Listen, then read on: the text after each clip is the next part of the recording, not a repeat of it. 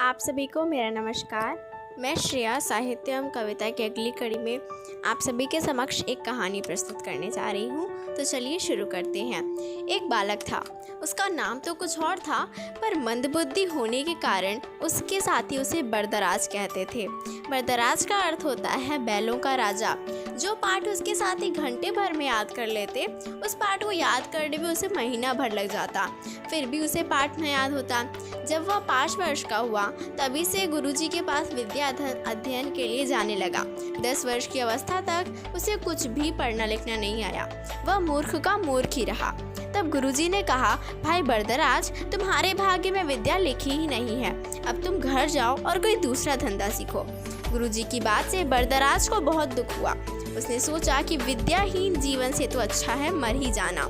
ऐसा सोचकर वह अपने प्राण का अंत करने का उद्देश्य करके एक कुएं के किनारे गया। वहां पर उसने देखा कि कुएं के कठोर पत्थर पर गहरे निशान बने हुए हैं। उसने पानी भरने वाली पनिहारिन से पूछा, ये निशान किस चतुर कारीगर ने बनाए हैं देवी? उस पनिहारिन ने उत्तर दिया, भाई ये तो बहुत सरल बात है। प्रतिदिन रस्सी को रगड़ लगने से इस कठोर पत्थर पर ये गहरे निशान पड़ गए हैं। तब बरदराज ने सोचा कि जब निरंतर रस्सी की रगड़ लगने से कठोर पत्थर पर भी निशान बन सकते हैं, तो क्या सतत परिश्रम करने से मुझे विद्या ना आवेगी? उसने आत्महत्या नहीं की। वह गुरुजी के पास लौट आया। अब बरदराज ने मन लगाकर पढ़ना आरंभ किया। उसने इतनी लगन और परिश्रम से पढ़ना आरंभ किया कि उसे स्वतः अपने शरीर तक का ध्यान नहीं रहा। एक बार जब संध्या समय वह भोजन करने बैठा, तब भोजन करते समय भी वह व्याकरण की पुस्तक पढ़ रहा था। वह उसको पढ़ने में इतना मग्न हो गया कि गलती से उसका हाथ थाली के बदले चूल्हे की राख पर पड़ गया और वह उसी को भोजन समझकर खा गया।